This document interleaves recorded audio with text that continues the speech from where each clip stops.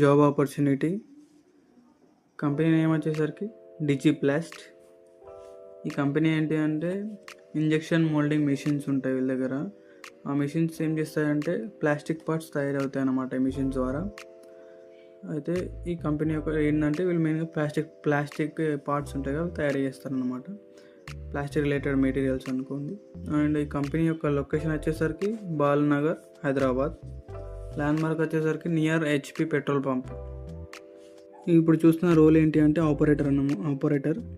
దీనికి డిస్క్రిప్షన్ ఏంటి అంటే వాళ్ళు చేయాల్సిన రోల్స్ అండ్ రెస్పాన్సిబిలిటీ ఏంటి అంటే ఆ మిషన్స్ అని వీళ్ళ దగ్గర ఉన్న మిషన్స్ అనేవి అన్నీ తెలియాలి.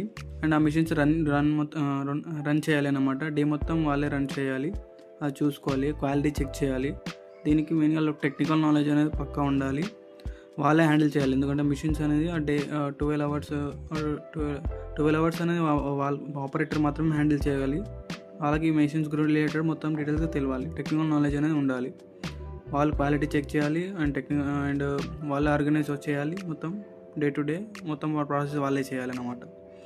అండ్ వాళ్ళకి ఎడ్యుకేషన్ క్వాలిఫికేషన్ వచ్చేసరికి డిప్లొమా విత్ CFAT కోర్స్ అనేది మ్యాండేటరీ అండ్ లేకుంటే ఎక్స్పీరియన్స్ ఉంటే కూడా తీసుకుంటారు.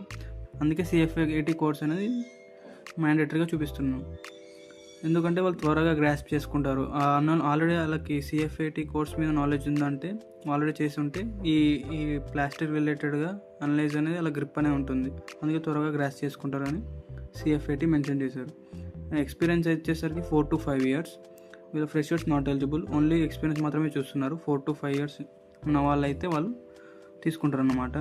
దీనికి శాలరీ అనేది మనం మెన్షన్ చేయట్లేదు, ఎందుకంటే వాళ్ళు ఎక్స్పీరియన్స్ తీసుకుంటున్నారు కాబట్టి వాళ్ళు డైరెక్ట్ ఇంటర్వ్యూ అటెండ్ అయ్యి ఇంటర్వ్యూ క్రాక్ చేసుకున్నా కూడా వాళ్ళ డిస్కషన్ అనేది ఉంటుంది. వాళ్ళ ఎక్స్పీరియన్స్ బట్టి శాలరీ అనేది డిసైడ్ అవుతుంది అన్నమాట. ఇలా హాలిడేస్ వచ్చేసరికి ఎవ్రీ సండే హాలిడే ఉంటుంది. అండ్ పబ్లిక్ హాలిడేస్ లైక్ ఏమైనా ఫెస్టివల్స్ ఒకేషన్స్ ఉంటే హాలిడేస్ ఉంటుంది. ఆఫీస్ టైమింగ్ వచ్చేసరికి దీంట్లో 2 షిఫ్ట్స్ ఉంటాయి అన్నమాట. 8 AM to 8 PM shift 1 and 8 PM to 8 AM shift 2. దీంట్లో ఫీల్డ్ వర్క్ అలాంటిది ఏమి ఉండదు, ఎందుకంటే ఇంటర్నల్ వర్క్ ఉంటుంది కాబట్టి ఫీల్డ్ వర్క్ అలాంటిది ఏమి ఉండదు. దీనికి ఏజ్ లిమిట్ వచ్చేసరికి 18 to 40. ఓన్లీ మేల్స్ మాత్రమే ఎలిజిబుల్, నాట్ ఫీమేల్. అండ్ దీనికి అలా ఇన్సూరెన్స్ అనేది ఉంటుంది, ESI. దీనికి ట్రైనింగ్ పీరియడ్ అలా ఏమి ఉండదు, ఎందుకంటే ఎక్స్పీరియన్స్ వాళ్ళని తీసుకుంటున్నారు కాబట్టి. అండ్ ఎవరైతే ఇంట్రెస్టెడ్ క్యాండిడేట్స్ ఉన్నారో, ఎవరైతే ఎలిజిబిలిటీ ఉన్నారో, ఈ రోల్కి ఎవరైతే సూటబుల్గా ఉన్నారో పైన నంబర్ ఇచ్చాను, ప్రమోద్ కుమార్, అతనే ఉన్నారు. అతను కాల్ చేసి కాంటాక్ట్ అవ్వండి. త్వరగా చూస్తున్నారు రోల్స్ని, త్వరగా కాంటాక్ట్ అవ్వండి. Thank you.